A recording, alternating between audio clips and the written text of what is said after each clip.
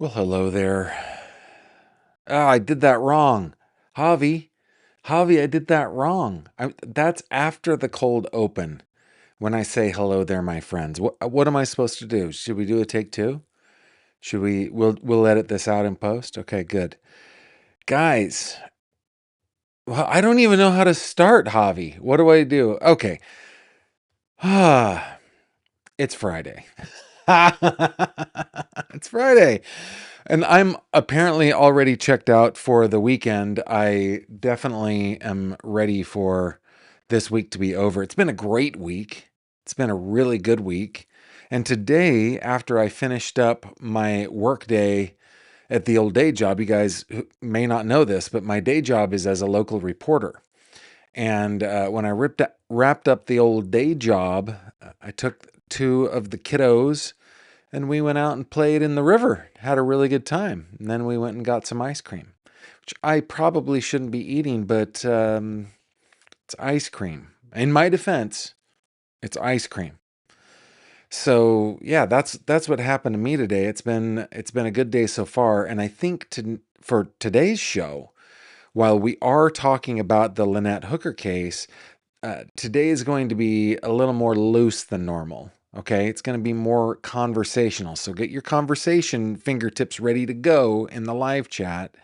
If you're watching on YouTube in the live chat, or in the comments if you're watching on Spotify Premium Video, or if you're listening in the old podcast Rooney, you definitely, I love your comments on this. But we are talking about Lynette Hooker today, but it's going to be more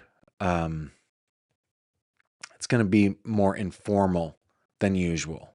Okay, so yeah. How did I do, Javi? I think I did horribly, but I guess we'll just have to go.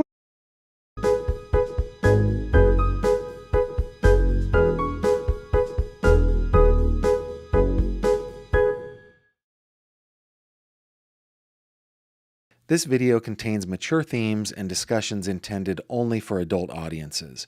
Viewer discretion is advised. Hello there, my friend. Welcome back to another true crime conversation with me, Gavin Fish. That's when I'm supposed to say it, Javi. You're right. You're right. I completely messed it up. Hey, if you are into true crime and you like to cut past the fluff and cut past the sensationalism and get right down into the nitty gritty, this typically is the channel for you, but it might not be our day. Because you know what I got planned for today? I got planned fluff for today, okay? Because I'll tell you what I've been doing. I have been consuming so much content, both in terms of reporting and commentary on the case of missing woman Lynette Hooker, who reportedly, and when I say reportedly, the report came from her husband, who reportedly went overboard from the couple's 8-foot little dinghy here. You know, that is not big. That is teeny tiny. I mean, you can't even really fit in the boat. You're sitting on the sides of the boat, right? And by the way, I clocked an electric motor there, and that becomes important. And of course, I'm not the first one to clock that. But today, okay, so you're like, Gavin, how did you do all this in the day after working the day job? Well, I work the day job part-time these days, guys. So after the few hours that I worked the day job, went out to the river, played in the river with the kiddos, took some photos, came back, grabbed some ice cream on the way home, developed some film, and then I went to work just like busy consuming all sorts of content on this case. And it is the case is mind-blowing to me. And I'm sorry I'm sorry I didn't talk about this case from the very beginning. This is a huge one. This is a huge one. Okay, so Brian Hooker, the man on the right there, be tattooed on the old left armoroonie there, says that he was crossing Abaco Bay with his beloved Lynette in their 8-foot dinghy, headed back to their boat, Soulmate, when rough seas and winds befell them, and Lynette fell out of the dinghy. And lo and behold, she had the keys attached to her, and the engine died. Therefore, he could not reach her. He says he threw her a floatable and just watched her drift farther and farther away. And I mean, the description of this is a description of nightmares, except there's just this one little minor detail. It's all bull crap. That's in my opinion, after having consumed all of this. By the way, I don't watch Banfield all that often. I like her. I think she's cool. I think she does good work. I think she's stepped on her own feet a couple times. But who hasn't, right? I mean, I probably did today more than once. But she's been on this and she is not happy, and I love that. The salty language is a little much for me. But you know what, Banfield? You salt away. You just salt away. You be your own self. That's cool. That's cool. So what I've done is I have taken notes. Like, what are all these questions? And I have talking points for today, guys. I'm so prepared. I've got 9 pages of questions, answers, things that we should talk about, bullet points, the whole shebang. We've got it all. But before we do that, we have to do something else. It's something of a bit of what is it? It's become a tradition here, and that is to ask the question of the day. Okay? Question of the day today is brought to you by my local ice cream shop. You guys know that I'm like on a health journey, but I just can't say no to ice cream. I love mint and chip. And I was taking the kids to grab some ice cream because you know what? They're rad. They're good kids. They just finished the school year. They did really well. We played in the river a little bit. Let's go grab some ice cream. Yeah, I can't say no to the old mint and chip ice cream. So what snack do you have zero self-control around? Put it in the live chat. Put it in the comments. While you're doing that, always put GF in your comments that you want me to read. But while you're doing that, also tell me where you're tuning in from, because I just absolutely love to know where you guys are watching from. Now, so what are we going to do today? We're going to look at the Lynette Hooker case. We're going to go through my questions. We're going to read a couple articles. One of them's from a couple days ago. One of them's from 4 days ago, but it is germane to our conversation because I'm just getting caught up on this, man. Where have I been? I don't know. But we've also got some headlines to go over. We've got some news in the prosecution of Matthew Farwell in the murder of Sandra Birchmore. We have got some reporting from the trial of Carmelo Anthony, the Texas teenager who is accused of murdering Austin Metcalf at a track meet. We got some news in the old Mickey Stein's prosecution in the death of Judge Kevin Mullins. And of course, we got some good news. So we got 10 pounds of content to put into a 5-pound show. We've got so much. So definitely, I'm going to depend on you guys today to be active in the live chat. Put GF in there so that I know you are talking to me. Let me just check in to see what you guys are saying. Okay. First off, some of you are well trained. You're like, I'm coming in here and before he even asks. Miss Chivos Dragon, hello from 60 miles north of San Antonio, Texas. Elizabeth McMaster says, I tried protein ice cream last night. It wasn't as good as the non-protein kind. Well, yeah, that's true. Though I will tell you, there are some tricks that I have learned. For example, I love chocolate. I blame my Snuggly Bear, my Sweetie Pie, my one and only for this. I was not always a chocolate guy. I was a Skittles guy and a Starburst guy and, a Gummy Bears guy, a Jolly Rancher guy, the tart fruity stuff. But over the years, I've just become more of a chocolate guy. So I still eat plenty of chocolate. I eat lots of chocolate, but I eat dark chocolate, and I get the Ghirardelli. Hang on. I get Yes, I have a drawer in my desk where I get the Ghirardelli 72% cacao dark chocolate. And I like to think that I'm hiding this from my wife. She knows, guys. She knows everything.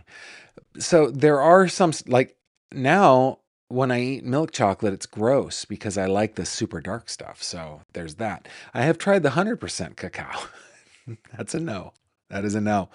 Uh, Thank you, Elizabeth McMasters, and good job trying the protein ice cream. Tracy from Prague checking in. Thank you very much for being here. Dixie Cushman checking in from Colorado. Sharky, good to see you from South Lake Tahoe. Glad you are here. We got Newcastle, Australia in the house. Thank you. Dandelions is saying arrest is incoming. I sure hope so. Clarinet Girl says, did you treat yourself to ice cream today? I did. Oh, I did. I got 2 scoops. I didn't chicken out. Now, here's the thing. I'm going to have to go on a way longer walk tonight than I normally do. Like way longer. I normally in a day I try to walk about 3 miles. That's my daily activity, right? So the way it was before is I was walking 3 days a week. I was lifting 3 days a week, but I have had about a 2-month bursitis inflammation in my elbows, and I'm unable to lift right now. So I'm doing a lot of walking, and I try to walk about 3 miles a day. I think today it's going to end up around 4.5. I think that's my plan. Barb Olson says, Ashley tells it like it is. She is. And Cabling says, oh, Banfield is on a mission. She is. Lottie Bronte says, she's been brilliant in this, like a dog with a very big bone. And it's been great to watch her stuff. It's also been great that she's had guests on that know the Hookers and know the family backstory and, members of the family and stuff like that. It's awesome. Mooney says, mint chocolate chip and coffee ice cream is her jam. Dixie Cushman, it's Doritos. Sheila, it's ice cream. Oh, Lottie says Cadbury cream egg. Hello from England. Thank you. Kettle corn popcorn for Lynn Taylor, checking in from New Hampshire. Kate says fries and Georgia. Which one is the one you can't? I get it. Fries and checking in from Georgia. Thank you very much. Tiana says mint chip is one of the best flavors for sure. Yeah, I've always loved mint chip. Though growing up, I was a sherbet guy. I was never a sherbet guy because from long before I can remember, I've been able to read and there's no R. There's one R. There are not 2 R's in sherbet, folks. 1 R in sherbet. Anything chocolate says SN7638. Jillian says cake. I love cake. That's pretty good. Steph says depends on my mood, but ice cream brownies. The Anxious Puzzler, Doritos and Utah. Thanks for checking in. Sharky says so many snacks: cookies, cake, pie, candy. Archangel Marici, chocolate or dark chocolate and peanut butter. Schmoopy disagrees with me, says mint is like eating toothpaste. That's funny. I don't know why I like mint ice cream so much. I also like the Andes chocolate mints. And I love what are the round mints that have like, oh, what are those called? They're a round mint with white filling, minty filling on the inside that is a different mint. It's like peppermint. They're peppermint. I can't remember what they're, but they're very, very good. Lottie says ginger cake, lemon drizzle cake. Diana loves ice cream, cake batter ice cream, pistachio ice cream, or lavender ice cream in Provence. Thank you very much, Tracy. Let's see. French fries, but not curly fries. And chips. Okay, I just love potatoes in any form. Yeah, I'm all about the potato. The humble, delicious potato. Cabling says, this Lynette Hooker story is big, Gavin. Where have you been? I know. I've just been focused on other cases. And this is, I mean, look, when a husband, boyfriend, significant other harms their professed beloved person, that one speaks to me. And I think the other thing that speaks to me is children. And I think I got distracted. I kept on Celeste Rivas and Anna Kepner, right? I kept on those, but I should have been paying attention. You're right. I should have been paying attention. I'm so glad. Clarinet Girl says, I cannot resist Rocky Road ice cream and my homemade fresh peach pie, but not at the same time. Fun fact about the fair Mrs. Fish, my snuggly pie, my sweetie pie, my snuggly bear, my one and only. Rocky Road is what she calls her mister. Like, if I were to have a mistress, Rocky Road is her mister. That's who she runs to. Diana says, ew, Skittles. Oh, I could still just nosh on a handful of Skittles right now. Divaz says, tuning in from the Peach State, letting you know that brownies are my weakness. South Carolina's here. Your sugary snacks remind me of my grandchildren. You're a kid at heart. You are not kidding. You're not kidding about that. Frida People says, you and your sweetie pie must try Bouchard premium chocolate. There is something about how they process it that makes it healthier, and it's just delicious. I believe Costco carries it. Bouchard, you say. See, I'm kind of committed to Ghirardelli. Being a Northern California kid, it's kind of my jam. It's I have deep-seated emotional ties to Ghirardelli Square. But Bouchard, you say. Bouchard, you say. Indie girl eating ice cream in Phoenix. Ooh, pineapple sherbet. That's a good one. That's a good one. Junior mints. Yes, junior mints are good, but it's not the one that I'm thinking of. The one that I'm thinking of is bigger. But junior mints is a peppermint chocolate. I love junior mints too. They're fresh. They're delightful. Now, what did Kramer say? I can't remember. But York peppermint patties. That's what it is. York peppermint patties. You guys know. You guys know. Oh, they're so good. York. York. Yeah, you guys know. You guys know. And junior mints are awesome. All right. Uh, Gavin, but it's Belgian, says Frida. Well, hey, listen. I'm up for trying it for sure. It's chocolate. It's got to be good, right? Though, if I can just tell on myself just a little bit. No, I'm not going to give the name. First of all, that's uncool. And secondly, I mean, it's okay that you guys know that I'm in Western Pennsylvania, but I don't need to zero in on my location for you. But there is a local chocolate company, begins with the letter D, here in Pennsylvania. It's not Hershey's, right? That obviously doesn't belong. It doesn't begin with a D, but um, that is just bad. It's just not good. And like I hate to say it, Barb Olson, they're minty. That's right. That's right. Oh, all right, guys. Thank you very much for checking in and for answering the question of the day. Let's talk about Lynette Hooker, shall we?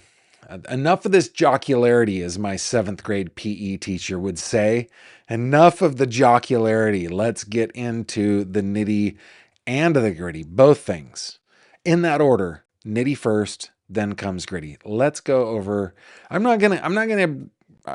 are just my notes. I'm not gonna show you my notes because my handwriting is awful. I'll give you a sneak peek. Oh no, that's enough. That's enough. You can't see anymore. Okay. Couple things that I learned. I first wanted to start out talking about AIS. Okay. Now, apparently, the issue here is that the AIS system was turned off for about 11 hours, or at least it's been reported. Let's talk about the AIS for those of us who don't know, myself included. I had to learn this. But this is very much like aviation. In aviation, we have a transponder. Uh, some people call it a beacon, but it's not. It's a transponder. The beacon is something that's different. Where it's an old VHF signal that is broadcast out, and it broadcasts a 4-digit number. And you can, it's called squawking, where you turn on your transponder and you are squawking to the world. And I don't know where squawking came from other than that. That's kind of what it does. It's just like, here I am, here I am. It squawks, right? And if you don't have flight following, then you squawk 1200. But if you have flight following, if you've got air traffic control helping you, they will give you a digit. And you put in that 4-digit code. That way, as their radar goes out and is looking for stuff in the sky and it hits my transponder, it can see that if they told me to squawk, I don't know, 1234, then they would see 1234, that's Gavin, right? So apparently on the sea, well, and the reason that that's important is it just keeps everybody safe in the sky. And apparently in the sea, there is a similar thing. It's called an automatic identification system. And basically, it is a tracking beacon. So it's able to broadcast, I don't know if it's able to broadcast the vessel's identity. It's able to broadcast its position, its speed, its course, if it's still, if it's moored, or if it's anchored or something like that. It will track the movement, and it has an interface with a global positioning system, right? GPS. So the AIS itself is the identification system that is squawking out, using aviation terms. And you guys that are seafarers, you're probably just like, dude, Gavin has no idea what he's talking about. But I'm doing my best here, right? Trying to figure this out. But coupled with GPS, it is squawking away, and it is telling other boats and other receiving stations, not necessarily stations as in stationary, but other receivers, let's say, that, hey, there is Soulmate. It is that way. You can see it on a map, and that is its course. So we're going to sail this way, or we're going to slow down, or we're going to speed up. Therefore, we don't have an impact or something like that, right? Now, I think each AIS system holds data on it the same way a GPS system does. It holds data, a certain amount of data. But have you guys ever heard of Flight Tracker? Flight Tracker, again, going to the aviation side of things, is a service where they have stationed throughout the world these VHS receivers that receive the squawk data and store it. And then they publish it online. And lo and behold, there is such a thing in boating as well. There's like Vessel Tracker. There's a whole bunch of different ones. Okay. So AIS broadcasts its position and identity to others. Others can receive it. It can receive others' broadcasts. And there are also stations that hold that data and add it to well, I was about to say public database, but it's a private database, a privately held database, to be able to keep a record of positioning of boats. Okay. Now, what happened here is that the AIS aboard Soulmate went dark. There are reasons why the AIS might go dark. The AIS system itself is just a small device, the size of like a small computer. It's smaller than a laptop. It has to have power. power from boats typically comes from a battery or from generators, right? We can see in this photo that they have solar power aboard Soulmate. So I imagine that there is a battery system. So one plausible reason why the AIS system might turn off is batteries went dead. Generator didn't kick on. Something like that. Or it could be something way more nefarious. It could be it was turned off. Hey, in my airplane, I can reach down to the transponder and turn it off. And I can do that. It's dangerous. Why would I do that? Don't do that, but I can. I have the ability to do that. And the AIS is the exact same kind of thing. It can be turned off. Now, Fox reported that Soulmate's AIS stopped at 9:29 p.m. on April 4th, and reportedly it came back at 8:40 a.m. April 5th. So we're like 11 hours and 11 minutes. So there's an 11-hour blackout. So the question that I have, well, one of the questions I have, and there are answers to these questions we're going to get into here, is like, okay, well, if the boat stopped announcing its location, was there anything aboard that boat that kept track? And the other thing is, and this is later on down in my notes, but in fact, let me scroll down to this one. Let's see. I have it here. Do. Come on, Gavin, where'd you put that? Dude, I've got so many notes. I've got 9 pages of notes here.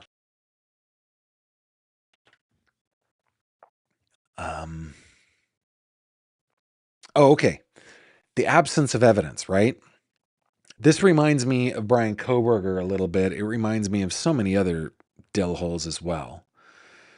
The absence of evidence is evidence of absence. Okay? Remember, I was watching yesterday's, I think, Surviving the Survivor. Joel had a great panel on. And one of the panel members said this: absence of evidence is evidence of absence. Brian Koberger turned off his phone, right? Then he went and he killed 4 students. That in and of itself is evidence. Not only, like, okay, his phone turned off or let's say the AIS turned off at 9:29 p.m. or 9:40 p.m., whatever it was, turned back on 11 hours later. Does this happen a lot? Like, there are public records of this. Is this a nightly thing? Is this something that could happen on a weekly basis, or were they ashore a long time and so batteries went dead? Is this something that happens? And if it is normal for that to happen, then maybe it's not that big of a deal. But I keep going back to absence of evidence is evidence of absence. It's evidence that he knew, assuming he killed Lynette Hooker, that he knew he was going to do it, that he planned on doing it, and that he did indeed. I mean, it's circumstantial evidence, but it's that is not going to take a lot to convince a jury that this was nefarious if it was out of the ordinary. Let's see. Absence matters only when the evidence should be there, right? So if that AIS was typically on and it should have been on, then it's evidence. Let's see what else I got here. Okay, so there's a report, and I'm going to read this report, that though the AIS system was off, Investigators have GPS data from one of Brian Hooker's devices that led them to a specific search area in the Sea of Abaco. Now, we are given to understand here that it may be his watch.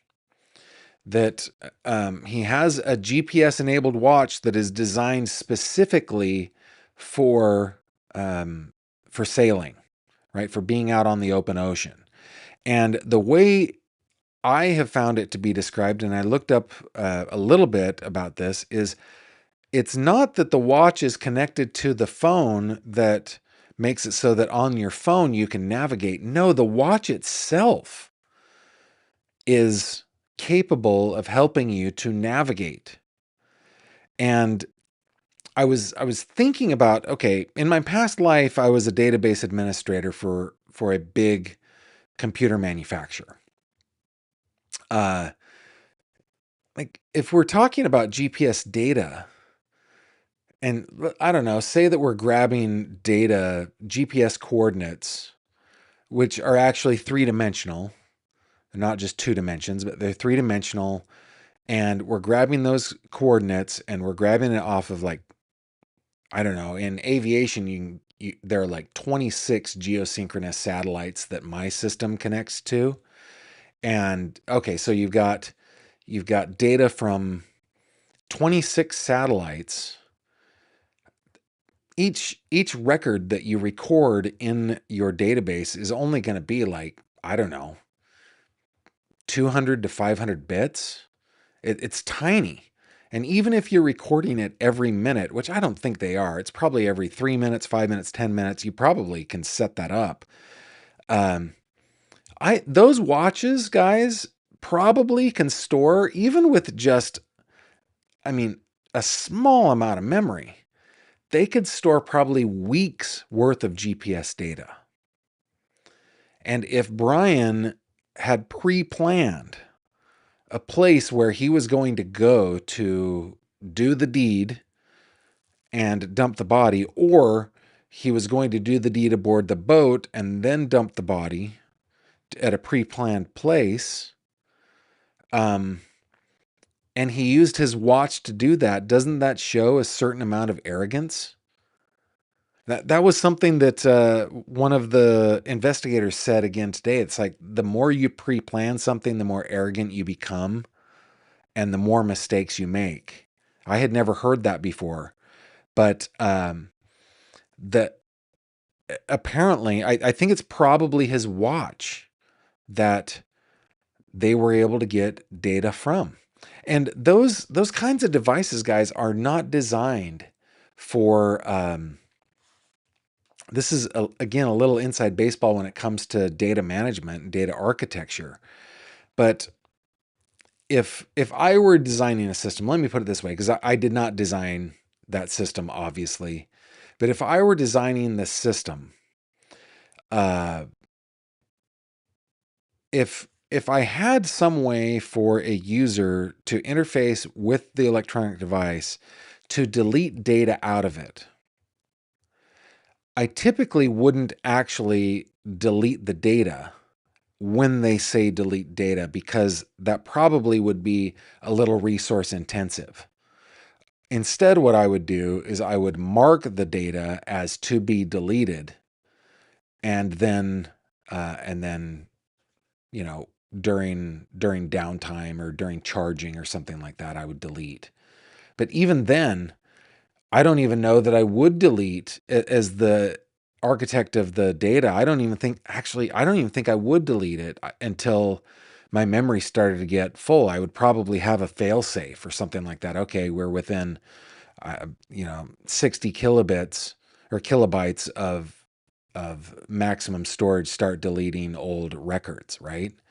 I don't even know if he had the ability to delete through his phone or through his watch, but even if he did, I doubt that it would, right? So, okay. Let's see. Phone apps can sync with chart plotters. Yeah. Phone can be used to navigate from the dinghy. So his phone is another possibility. We understand that he did have an app that worked with his watch. If the phone or app data shows a stop at a specific location, that may explain why divers are searching there now, right? Okay, so that brings me to this. Let's see. I think it is. This is an article from Fox News from the 1st, so 4 days ago. But I want to bring it to you guys, okay? Written by Adam Sabes or Sabes, Dateline Las Vegas. A former federal prosecutor who wrote a book on no-body murder cases told Fox News Digital that a key question in the search for a missing American woman is why her husband's sailboat stopped transmitting location data on the night she disappeared. Brian Hooker and Lynette Hooker left shore at Hopetown in the Bahamas at around 7:30 p.m. on April 4th. Brian Hooker told authorities that rough waters caused his wife to fall off their dinghy. Brian Hooker paddled to shore and arrived at Marsh Harbor around 4 a.m. on April 5th, according to authorities. And authorities reported that, saying, according to him. Okay, Brian. The couple, this article from the 1st continues, was headed back to their sailboat Soulmate, their full-time home in retirement, when Lynette fell overboard, Brian claims. The couple frequently sail around the U.S., the Caribbean, according to their social media pages. Data obtained by Fox News Digital through marine tracking company Vessel Finder shows the Soulmate's automatic identification system, which broadcasts a vessel's identity, speed, and position, went dark at 9:29 p.m. on April 4th and did not resume until 8:40 a.m. the following morning, a blackout of more than 11 hours. By the way, do they tell us? I feel like there's a bug in my office here. Do they tell us if that is normal? Like, can they look at historical data on Vessel Tracker? Okay, Brian Hooker. Oh no, that was a caption for an image that I got rid of. Okay, Blaine Stevenson, a friend of Brian Hooker's. By the way, Blaine Stevenson has been on with Ashley Banfield. He has talked with Joel over on Surviving the Survivor. He's been very active, and I really applaud this guy, him and his wife. I can't remember her name right now, but they basically have said, we are in search of Lynette. Anything that will lead us to Lynette is the most important thing. And in the beginning, they said they believed what Brian said, but his story began to fall apart. Anyway, Blaine Stevenson, a friend of Brian Hooker's, previously told Fox News Digital that Brian returned to his sailboat with search and rescue officials on the morning of April 5th. The Coast Guard Investigative Service is conducting a criminal investigation into Lynette Hooker's disappearance. Tad DeBiase, a former federal prosecutor and author of the book No Body Homicide Cases, a practical guide to investigating, prosecuting, and winning cases when the victim is missing, told Fox News Digital that finding out how the tracking data went dark will be a key question for investigators. I believe, what's his name again? Tad.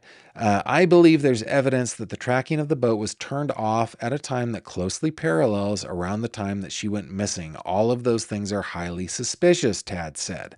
Tad said if he were a prosecutor being consulted on the case, he'd want to see a few questions answered. Quote, I'd want to know a lot more about their relationship, and then I would want to be very certain that the tracking system was turned off, what time it was turned off, all that kind of forensic evidence. I'd want to make sure that it was very solid and very clear what happened and what the position of the boat was as opposed to where he said the boat was.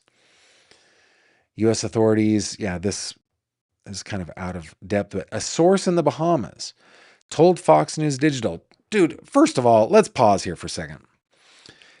If ever I am going to go out on location to do investigating for the channel, it's got to be the Bahamas, right? Haven't spent a lot of time in the Caribbean. Anyway, okay, that was a bit of a tangent. Okay.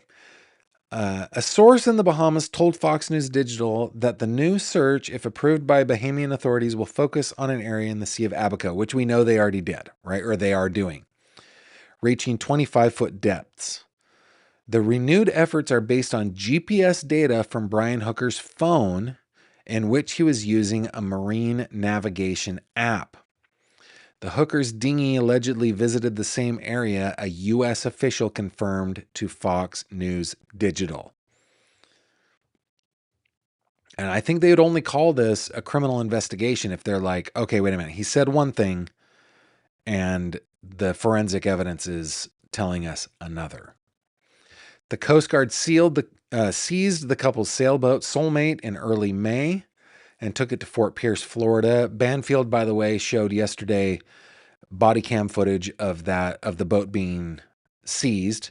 It was being seized by two guys that were just being paid to sail back to Florida. That they appeared to have no idea that the boat was part of a criminal investigation. That's what it looked like to me anyway. They took it to Fort Pierce, Florida, but it was recently moved to Fort Lauderdale as authorities couldn't pull it from the water. Brian Hooker's Michigan-based attorney previously asked Americans during an interview with ABC News to give him the benefit of the doubt. By the way, what freaking attorney told Brian Hooker it would be a good idea to do an interview with the media? What an idiot. It doesn't matter. Okay, so that was back on the 1st, right? So from that, we learned about the whole AIS system being turned off and what that GPS data is. Apparently, it's from his phone using a navigation system. Mr. Stevenson talked to Banfield about maybe it being the watch, but either way, maybe we have 2 data points there, right?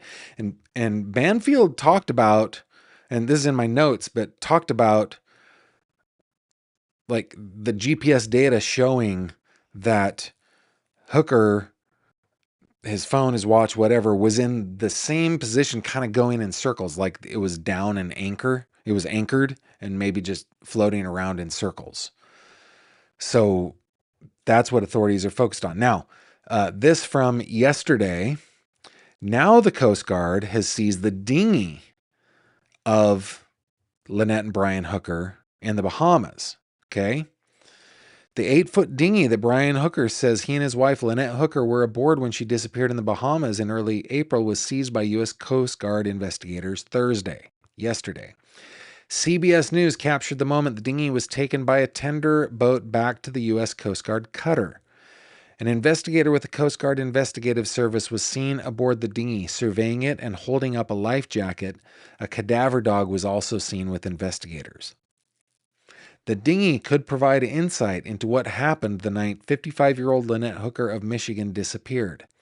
Brian Hooker, who reported her missing on April 5th, initially told investigators his wife bounced off the dinghy during rough waters. He said the couple had gone for a nighttime ride aboard the dinghy from Elbow Cay in the Bahamas when she fell overboard and was swept away in the current with the keys to the boat, forcing him to paddle back to shore. I am sorry, but that story just stinks. It is a stinker. She had the keys when she bounced off. Do you keep a spare set of keys? I mean, I've only owned one boat in my life, guys. I've only owned one boat. It was a jet boat. It was a beautiful boat. I loved that boat. But I was paranoid that I would be stuck out in the middle of Lake Tahoe with no way of getting in but an oar, right? There were, and I'm the same way in aviation. And I think that there's so many parallels between aviation and sailing that there just have to be redundancies in everything. And I was going to say anybody with any experience, but any student pilot knows about the redundancies. I mean, we talk about this ad nauseum. Redundant. That whole story is just a stinker. Here they are bringing the dinghy up on the Coast Guard cutter. Brian Hooker was initially detained by Bahamian authorities but released after 5 days of questioning. He has since returned to the U.S. He has not been charged with the crime, denies any wrongdoing. Lynette Hooker has not yet been found. GPS data from an electronic device seized by authorities appears to differ from his account of what happened that night, which has sparked this new search in the Bahamas. And then, of course, the sailboat was seized earlier, too. So we've got this difference between AIS and GPS. AIS uses GPS, but there's so many things that also use GPS, right? And yeah. Let's see what you guys are saying over. Let's bring a picture of Lynette back up. See what you guys are saying over here in the live chatteroony. Afraid of people do albatrosses squawk. I have read that poem, by the way.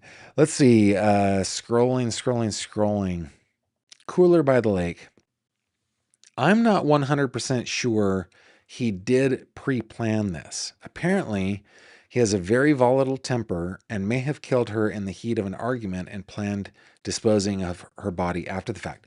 And yeah, I think that's a possibility for sure. And I think the use of cadaver dogs is really good. But let me just pick this apart a little bit. Cooler by the lake, respectfully, lovingly. And you said it exactly anyway, but pre-planning does not have to take days, hours, days, weeks, or years. Pre-planning can happen in a moment. And or there's possibly two crimes here, right? Well, there are two. I don't know. I will continue to say possibly. One would be the murder of Lynette Hooker. The other would be the disposal of her body, like you said, right? So maybe he did not pre-plan the murder, but once the murder had happened, if indeed it did happen that way, then there would have to be some planning of the disposal of her body. And I think like Exhibit A to prove that point is the AIS going dark, right? Not having the wherewithal to understand, like, dude, you need to, dude. Why would the AIS go dark if he's using his dinghy, by the way? That's a part I don't understand. Like if he here's a question that I still have and I would love to know the answer. When the Coast Guard is going to a certain spot in the Abaco Bay, whatever it's called, Sea of Abaco, are they going there because GPS showed that Soulmate was there or that the dinghy was there? Was Soulmate stationary in the same place the whole time, and which would mean that he would have taken the body in the dinghy to dispose of it, or was Soulmate taken to a spot to dispose? That one is not clear to me yet. I would love to hear your comments on that. Appreciate that. Let's see. Let me keep on scrolling. Ms. Queen Liz says, in this day and age, absence of any evidence is evidence, in my opinion, between camera, phones, GPS, black boxes, etc. Yeah, it really is. Like, you really have to be a smart person to get away with murder. You really do. It's always been that way, but I think it's especially difficult now. K Bling says his watch showed him showing up in the same location a couple of times. Not likely to happen if you're floating. I see. Oh, Gavin never read my quibble. K is pronounced key. Okay, got it. Thank you very much. I appreciate that. All right, let me just see if there's anything else that you guys have said. Yeah, okay. All right, let me go back to Meal Notaruni. Let's see. Going back to the notes. Okay. The reported circling stop. Okay, the boat reportedly circled in two places, one for about 17 minutes during the AIS blackout and during the time Brian said he was paddling. This is as reported, I think, by Banfield, right? So if a person is trying to get home and he's paddling, why he wouldn't go in a circle, right? The person disposing of evidence would to me, the circle means that you're anchored. That's what it means to me. One of the things that is a big question is what else is missing, right? We're talking about the absence of the AIS system being on, right? But what about absence of other things? One of the things that was brought up by the Stevensons is her pink belt. Now, I know nothing about diving. I know nothing about scuba. I know nothing. The last time I snorkeled, guys, was when I got my snorkel and merit badge at the tender age of probably 13 at Scout Camp Winton, if I maybe Camp Pahatsi. It doesn't matter, but it was in a swimming pool. I know nothing about the art and science of diving, either snorkeling or scuba or anything like that. But I understand buoyancy, right? And I know that each body is differently measured in its buoyancy. And so they call them CDBs or something like that. They have these buoyancy devices where basically they pack themselves full of lead, right? They like strap on weights in order to become neutrally buoyant, is my guess. But some people who are more buoyant would may use a belt, and apparently Lynette had a weight belt that was pink, that was everybody's, it's been in pictures, it's been on their social media, and there's questions about that being missing. And if it were to have been used, see, here's the other thing that I've actually learned from our local, because we live in a river town, and so it's actually sad how many deaths there are on the river. It happens way too frequently. But as the lungs get filled with water and they don't have as much air in them the way they normally would when you would be swimming there, your buoyancy changes and you tend to sink, right? So was her belt and her buoyancy device, whatever, I can't remember what that's called, were those used to make her sink farther, deeper? And it seems that there is or there are things that are missing that in and of itself is also evidence, right? So let's see. The, one of the investigators that I read there was wondering about, okay, what other things could be missing besides the weight belt? What about like an anchor? Or what about a chain or something like that? And they brought that up as being important um, when they took possession of Soulmate. What is on board there? What are investigators looking for? I think beyond forensic evidence like blood, which is notoriously hard to clean up, right? Uh, they're probably looking for stuff that is missing, and I'd imagine that there will be stuff missing. If Lynette Hooker was murdered and she was disposed of at sea, the likelihood of her body being found is really, really small, minuscule, because and I'm sorry to say this, but she becomes food to a thriving underwater ecosystem. But the stuff that could be found would be things like an anchor, a chain, a weight belt, a buoyancy device, the clothing that she was wearing, stuff like that, right? Let's see, going over my notes here. Lynette was reportedly last seen at the Abaco Inn. Coast Guard investigators have asked for help identifying. Oh, there was a sailboat believed to be moored near the Soulmate called the Azor. Um,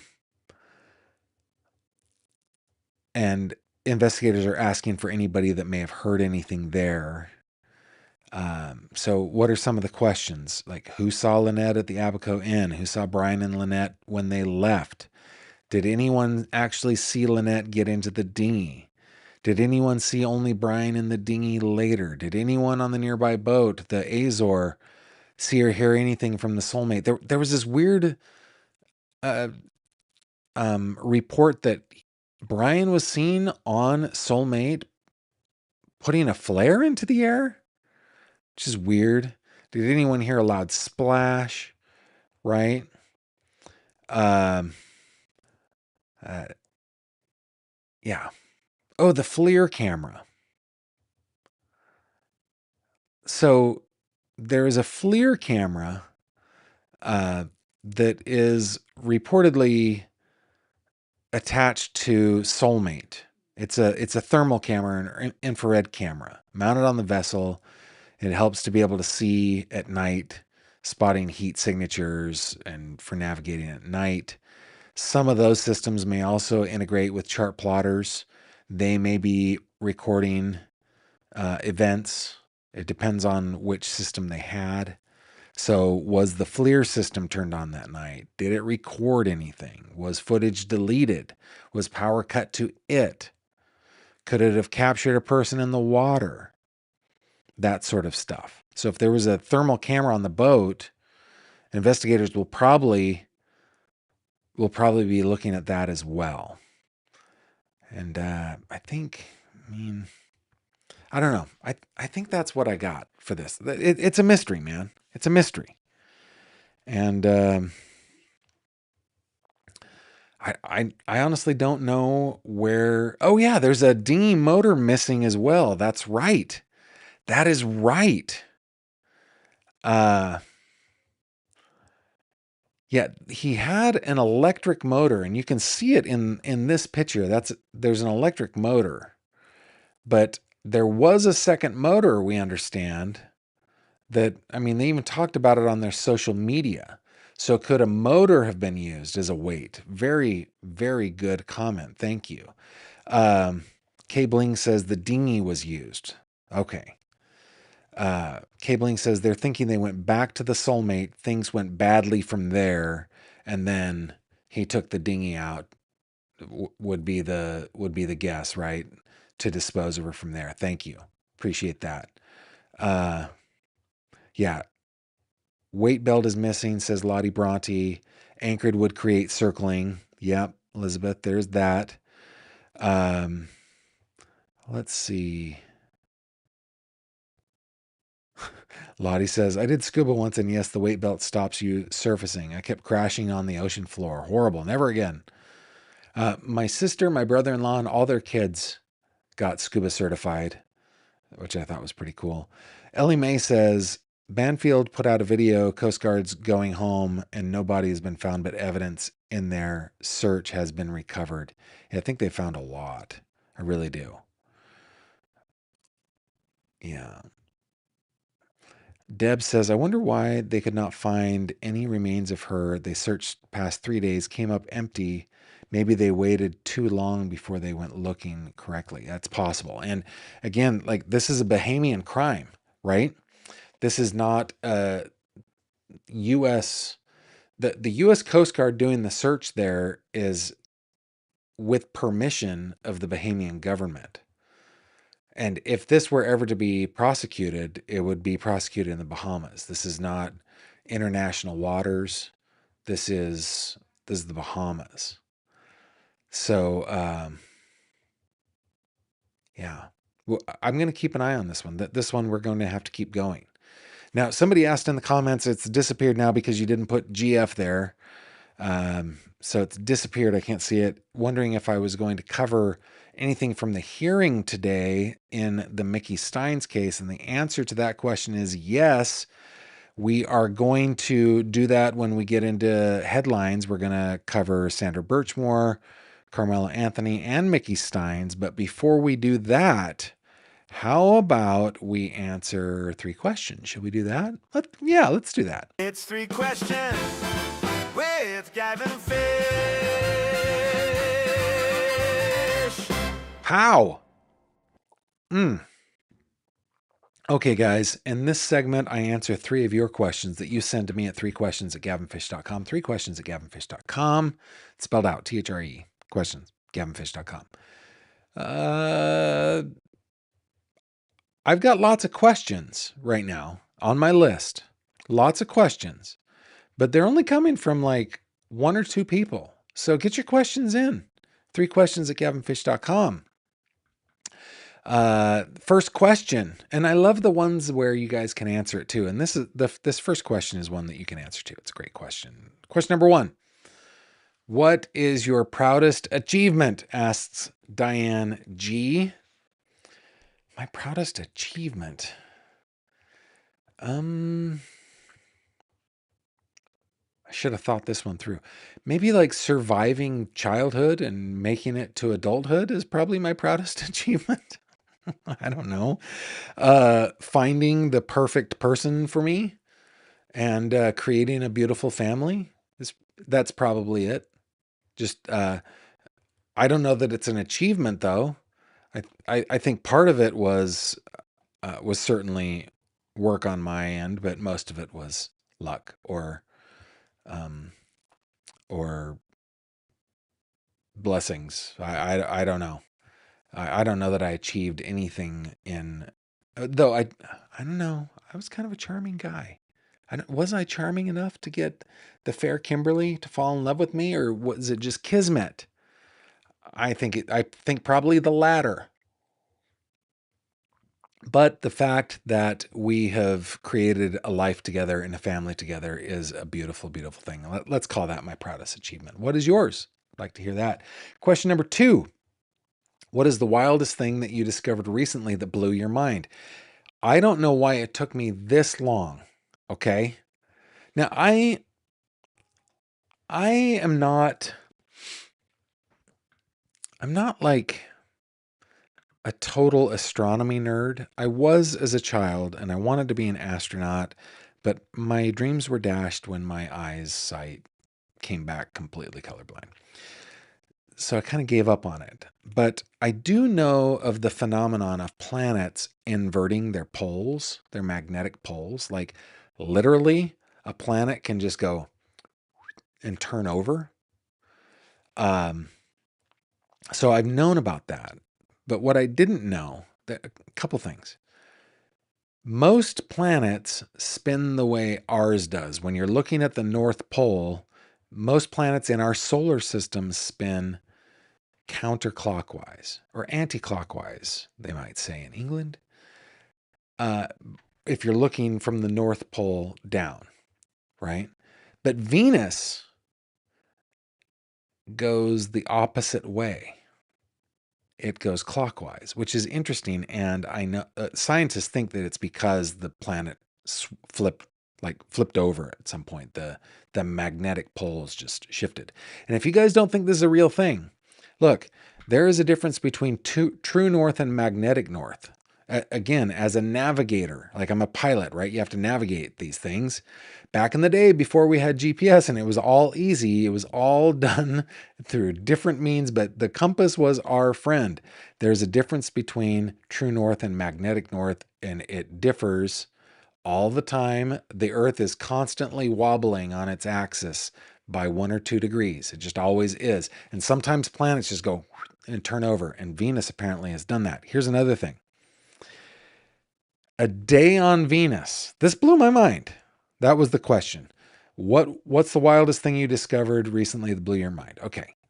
A day on Venus is longer than a year on Venus. That one blew my mind. It takes longer for Venus to do one clockwise rotation, therefore going one full day, than it does for it to orbit this way the sun. A day on Venus is 243 Earth days, and a year on Venus is 225 Earth days. That blew my mind. I thought, I don't know. I don't know if anybody cares, but yeah, You asked Wizard of Ezzy, and so I answered. That is a wild thing that I recently learned that blew my mind. You guys tell me. What have you learned recently that is mind blowing? And question number 3 from Cindy. This one came in today. If you were granted an interview with Pope Leo, what is the first question you would ask him? I'm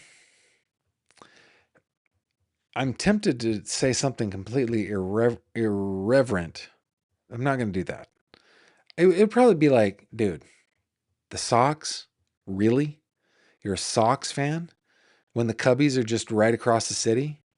Crap, man. That would probably be my question. Sox? And guys, how did Chicago end up? I'm sure that there's a perfectly good explanation. I could ask my dad, he would know. But why does Chicago have 2 teams? That's and Sacramento has none. These are the questions that vex me. Okay, so those are the questions of the day. Those are my answers.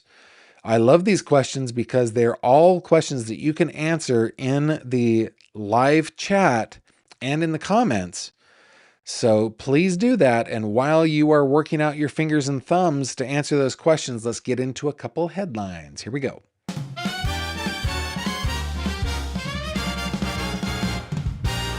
True crime headlines. Okay, we got a few for you today. First, in the Sandra Birchmore case, come over with me to here.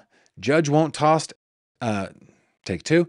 Judge won't toss evidence in Sandra Birchmore death. This in the Boston Globe, written by Laura Crimaldi and Globe staff. A federal judge on Friday, today, rejected former Staunton police detective Matthew Farwell's request to toss evidence against him in his trial for the death of Sandra Birchmore. Chief District Judge Denise J. Casper's decision was recorded in Farwell's case docket, but she filed the order and memorandum under seal for now. Casper's decision marked the latest legal setback for Farwell. The move to keep the details of her decision secret for the time being followed a series of sealed filings about Farwell's request to exclude some evidence. Lawyers on both sides asserted the documents contained sensitive information covered by protective orders. And of course, he's accused of killing pregnant Birchmore, 23. He is 40. Casper had previously rejected Farwell's request to dismiss the indictments against him and relocate his trial from Boston to Rhode Island. And last month, U.S. Magistrate Judge M. Page Kelly refused Farwell's request for bail, writing that the evidence is very strong, if not overwhelming. So that is some silver lining there in this case.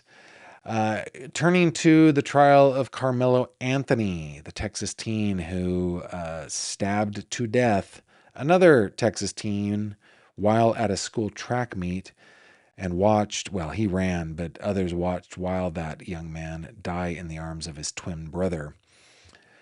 Carmelo Anthony asked to leave 15 times before fatal stabbing, witness says. This written by Jared Downing, Priscilla DeGregory for New York Post.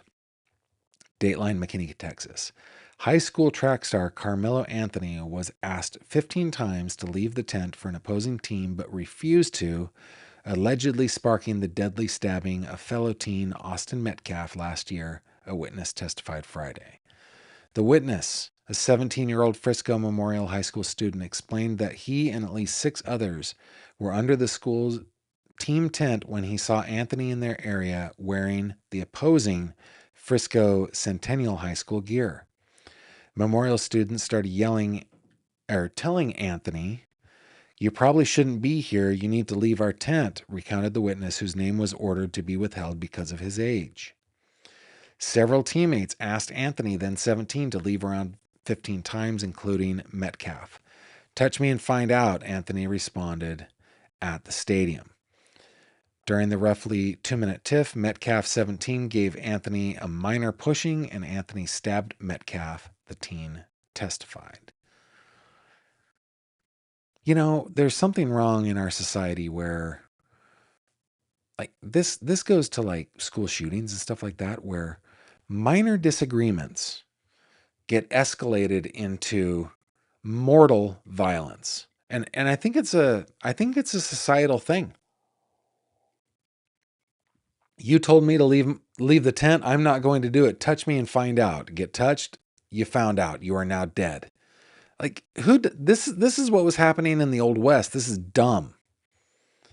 And it's part of who we are right now, and we need to change. Oh, you disrespected me at school. I'm going to go murder 10 people. You know, it's heartbreaking, infuriating, maddening, and all the things.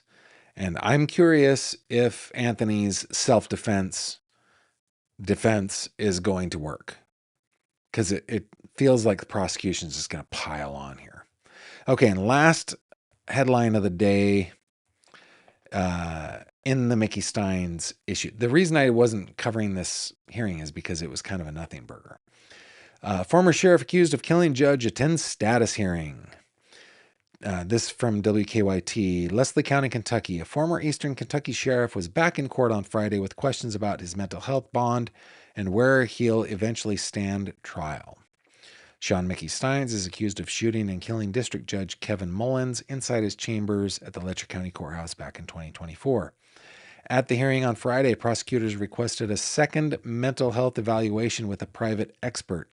The defense objected, saying that a second evaluation is not necessary. The judge said that he wanted to review the request and will issue the order shortly. Stein's aunt, Sherry Steins, took the stand. She testified about the night Mickey stayed at her house on September 18th, the day before the judge was killed, and described him as fidgety and paranoid. The defense asked for a $50,000 bond, but the judge said that amount is not entertainable and any bond would be much higher. Both sides also argued over a change of venue. The judge said he'll be hard-pressed to not to move the trial out of Letcher County because of heavy publicity, and will issue a written ruling later. And that is the Mickey Steins case. Now, I'm hoping that I'm still connected to the internet here because I just got a flashing light, but I think so. Okay. Let's cleanse our mental palates. Wanda, could you give us just a little cleansing so we can move on to some good news?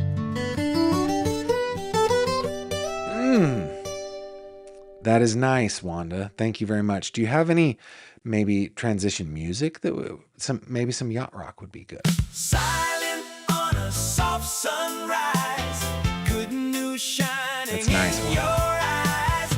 Warm breeze blowing smooth and slow. Sweet tomorrow's finally home. I question your lyrics, Wanda, but the groove is there. To finish out our headlines, let's go to the good news. And you guys know I'm a sucker for good news about animals.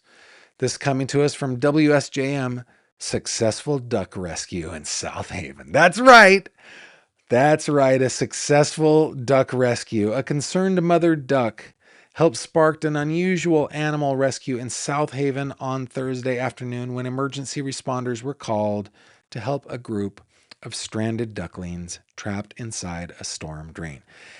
I kind of feel like this happens enough that storm drain engineers need to solve this problem. Like, why are ducklings still falling through? Okay, the incident happened near the intersection of Indiana and Cable Avenues, according to South Haven Area Emergency Services. Neighbors noticed an adult female duck repeatedly making noise and lingering near a storm drain.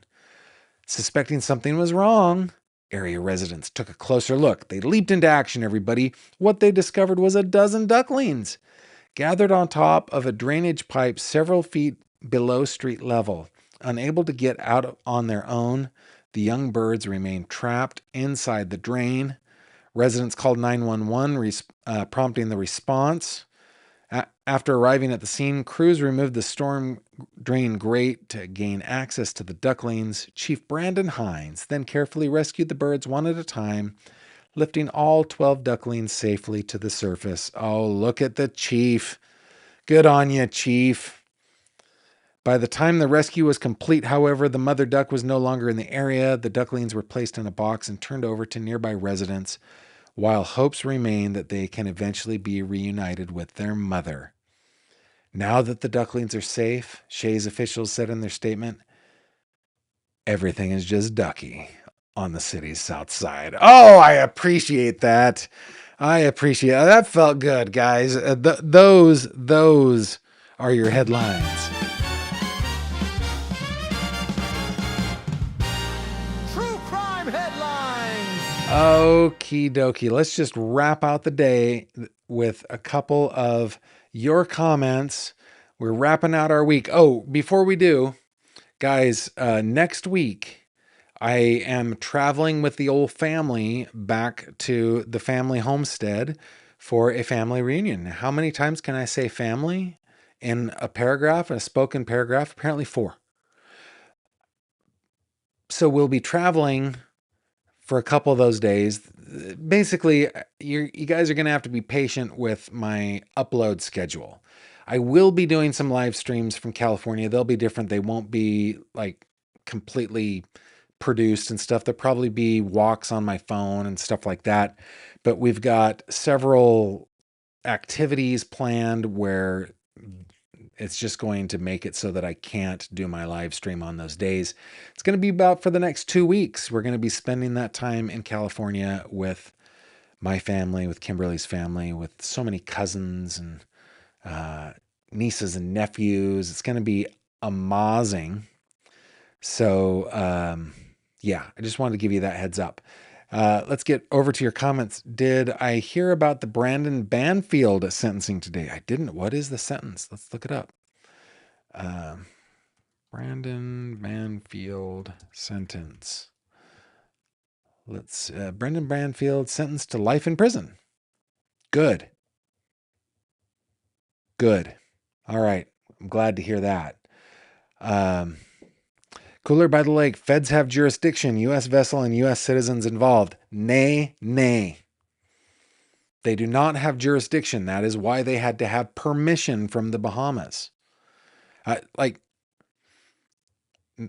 think that this trial will happen in the Bahamas. If it's a murder, if I go to Spain and I'm in a boat off the coast of Spain in Spanish waters with my American wife, and I say, you know what? She's not my snuggly bear. She's not my sweetie pie. She's not my one and only. The only way out of here is to commit the foulest deed, and I do, and I get caught. Where do I stand trial? Let's say I was in an American vessel. I'm in my American boat off the coast of Spain with my American wife in Spanish waters. It's in Spain. That's my understanding. Mooney says, proudest achievement, my kiddos. That's a good one. Cabling says, the flare went across the water, not in the air. Thank you very much. Lottie Bronte, I choked on my water watching your ad for Lullaby. Lullaby. Oh, that's, I don't have it set up. Yeah, I would show it again, but it's getting close, guys. Getting close to time to cut this hair. I'm excited for it. Ain't no hollow Batgirl says, I read because they are both U.S. citizens on a U.S. flagged vessel that the case will be heard in U.S. federal court. I do not think so. I really don't. Lebu Grizzly, very late to the party, but still wanted to say hi. Glad you did. We'll watch the whole show on replay later on Spotify. Thank you very much for doing that. That really helps. I appreciate you. Marilyn says Ghirardelli 72% dark chocolate is her favorite, which is, I love it too. Clarinet Girl, after a grueling 4 years, my proudest achievement was earning my college degree in music performance. Good on ya. Awesome. That is terrific. Terry Golding, if he had a phone, why didn't he call for help? Indeed, Terry. Free to People, I couldn't resist getting an ancestry test and found out I'm a descendant of Mummy Juanita or her lineage. Crazy. Mummy discovered in Peru. Well, that is pretty crazy. That's pretty cool. I've followed Stein's case from the beginning. Thanks for the update, said Clarinet Girl. You're very welcome. Pop Lappy says, Biltong, I'm South African, living in the Cayman Islands. Awesome. Mooney says, have a wonderful, wonderful time And I will. I'm so looking forward to it. Thank you guys. Thanks for being here. Remember, you can always reach out to me on my website, gavinfish.com. Go sign up for the Crime Cod newsletter and join us on Facebook over in the fish tank. The easiest way to do that is to go to the old website, gavinfish.com, and click on the fishy icon, and that will take you right over to the fish tank. You're always invited. And with that, I bid you adieu. Thank you very much for being here. Have a terrific weekend, and I will see you on the next one. Bye-bye.